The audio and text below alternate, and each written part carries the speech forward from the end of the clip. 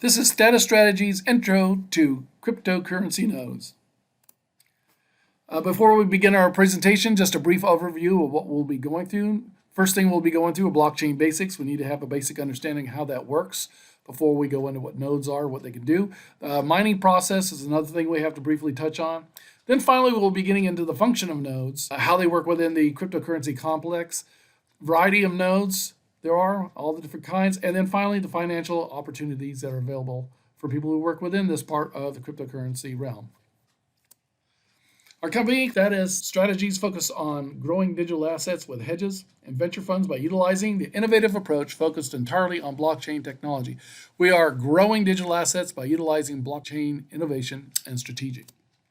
We were founded in 2022, first U.S. combat veteran crypto investment hedge fund, and we're all about creating digital wealth. Our mission is to act as the catalyst for widespread cryptocurrency innovation and adoption. All right, so let's get into it.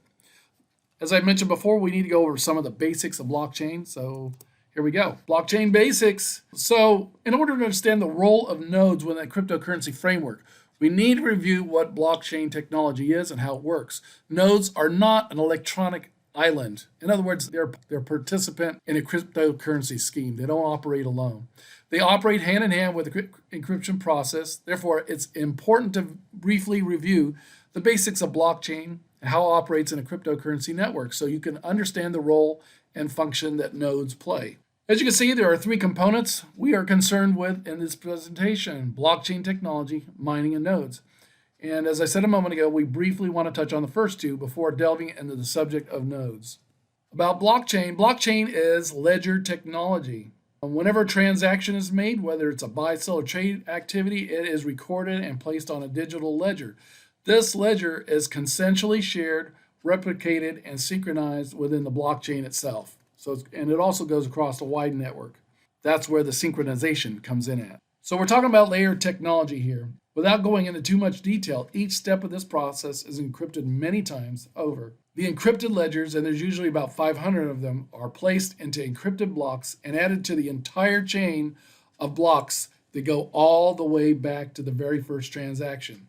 This process is very sophisticated and expensive to create, but it makes it almost impossible to be hacked. So that was a brief overview, just a very brief touch on what blockchain is. The next step in the cryptocurrency process is mining, and the people involved in this part are called miners. Simply put, miners are people who have dedicated computers and use them in the mining process. The task of these miners is to use their computers and the mining programs on them to create the blocks for the transactions to go into. So if you go back a second here and you look, you see where the transactions of each ledger goes into blocks, and then those blocks are chained together, right? So the miners create these blocks that you're looking at here. The miners utilize dedicated computers for the sole purpose of solving a complex math problem. Whoever solves the math problem first gets to create the block for the transactions to go into. The reason why people mine for these cryptocurrency companies is because they get paid to create the blocks. Whosoever solves the problem first gets to create the block and get paid. We have the validation process where they have to solve the encrypted mathematic problem. You have dedicated computers that do this for the miners, and then you also have the miners themselves to know how to set this up and work with the software in order to solve the problem to create the block in the blockchain. Okay, because the process of solving encrypted problems is so complex, it requires computers that are used only for this purpose. In order to mine profitably, entire banks of expensive computers are strung together that require a lot of electricity. Over time, the process will become more expensive, requiring better equipment and more energy to complete the mining. So these are the rewards, and it is significant. Like I said, it can be hundreds of thousands of dollars for solving the problem and creating the block for the ledgers to go into. So it's very profitable for some people. However, there are losses. You need banks of sophisticated, expensive computers to solve the encrypted code. And then also you need electricity to run all those banks of computers that do that. That's one of the reasons why, even though the gains are great, it may be a large financial outlay on the front end. Finally, we can discuss nodes and what they are in the world of digital currency. If you recall, miners use computers to build the blocks that groups of ledgers are placed into. Each one of the participating computers in that system are called nodes. So the definition of a node is any computer that connects to a cryptocurrency network and supports it. What do I mean by support? I just want to remind you that the computers the miners use are called nodes. The computers that relay transactions in a crypto network are the ones most people think about. There are two basic ways these nodes, or computers, can support a crypto network: validation and relaying transactions. The nodes that relay transactions are the nodes we are more concerned with. Usually, when people talk about nodes in a cryptocurrency network, the computers that relay transactions are the ones they are talking about. These nodes take all the blocks from the blockchain and store them on their computers in a peer-to-peer network. A peer-to-peer network is like a club. If you don't have the software and a powerful enough computer, you're not in it. They also download and share every transaction made. Using validation software, each computer verifies the transactions and checks for duplicates. This occurs across the planet in a network. You need a dedicated computer to store all the blockchain transactions that ever occurred, going all the way back to the very first transaction. This is usually called the Genesis transaction. You also need to download the validation software into your computer from your host cryptocurrency company. Here are two screenshots of validation sites where you can download the software. Now that we have all the pieces in place, I'm going to take you through the entire transaction process. This will give you a clear picture of what nodes do when transaction takes place. Step 1. Someone online wants to make a transaction with cryptocurrency and initiates the process. Step 2. The transaction is listed on a ledger with other transactions and placed into a block built by the miners. Remember, there's an encryption process in every step of this. Step 3. The block is shared by nodes across the entire cryptocurrency network. Once again, these are usually dedicated computers that are configured with software for the specific purpose of validating and transmitting the transaction data. Step 4. Once the nodes receive the data, the software on each one of the nodes checks for duplications or any other anomalies. The transaction is approved across the network. Step 5. The block is then added or placed in the chain as a permanent record of the block of transactions. And step 6. The transaction is complete and the payment is delivered. Types of nodes. Now we can focus on the different kinds of nodes. There are 4 basic fundamental types of nodes, and each one has a different function in the crypto network. The 4 different node types are full nodes, archive nodes, light clients, and stateless clients. As we progress through these 4 different types, I will be addressing the difference between nodes and clients. Full nodes. These are nodes we have been talking about throughout our presentation. Full nodes are the most standard type. They store all the blockchain data on disk and also receive and verify all the transactions, providing the network with updated data. Remember, these are different from the miners. Miners build the blocks the ledgers go into by solving cryptographic puzzles. Because full nodes have to keep track of a lot of data, they require a large amount of storage. In order to transfer a lot of data continuously, they also need fast and reliable bandwidth to operate. Transferring 300 to 500 gigabytes of data is not unusual. Archival nodes take this a step further by storing everything a full node has, plus an archive of the historical states in the chain.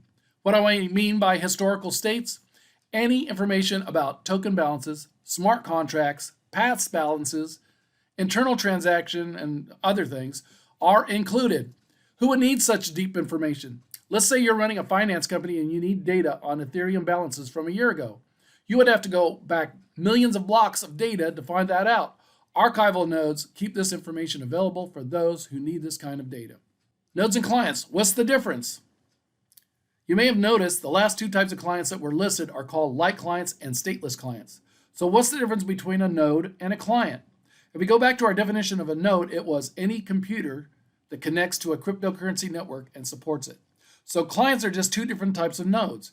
Here's a good analogy for the difference between the two. A landline telephone is like a node. You can make a call, submit and download data, and receive incoming calls, which is like receiving and responding to requests for data. On the other hand, clients are like phone booths. In other words, you can only call out, send and receive data. You cannot receive and respond to requests. And that's the difference between these 2 different aspects of this. You can call with a regular node, you can call, send and receive data. You can also receive and respond for requests for data, but with a client, you can only call out. You can send and receive data, but you cannot receive and respond to requests. Now we come to light clients. Full and archive nodes require hefty storage capacities and a lot of bandwidth. Because of this, many users choose not to run full nodes. So what do? They choose a lighter version, light nodes, also known as light clients. Light nodes improve the accessibility of blockchain networks of devices that are resource constrained while still providing high security.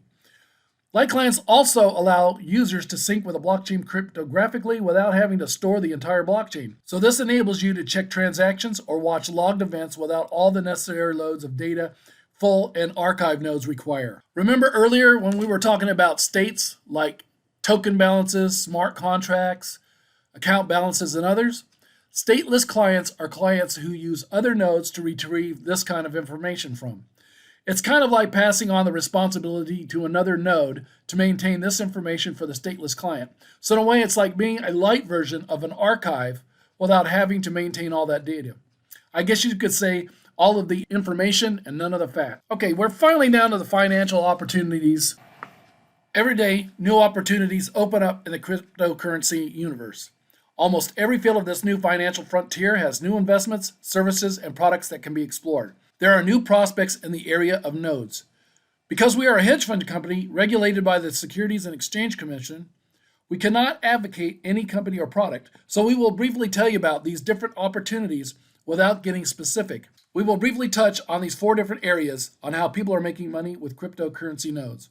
Master nodes, strong nodes, staking services, and then we'll mention a few new opportunities. Strong nodes are nodes that reward operators with an income for contributing and maintaining the network. These nodes do not require operators to have hardware from dedicated companies that take care of those resources as well as technical issues. These nodes and the companies that run them are new and they are being referred to as blockchain as a service. Strong nodes are private nodes that provide blockchain services to entrepreneurs who can't afford massive startup costs. So how's the money made in strong nodes? You have a business contract with a blockchain provider to sell nodes and access their blockchain. People come to you looking for these services, thinking you own them, when in reality you are actually hooking them up with a bigger company. You make money by providing and helping clients while the company gets more business. Master nodes are servers on a blockchain network. These are different than ordinary nodes, and they include functions like private and instant transactions and direct send. These nodes are like digital wallets and run 24/7, 365. They're connected to a blockchain network and store all data about that network, similar to an archive mode. Cryptocurrency staking is a process of locking up crypto holdings in order to obtain rewards or earn interest. Cryptocurrency can be staked on a node, and that process is called transaction validation. Doing so enables a participant to receive a share of income from that node.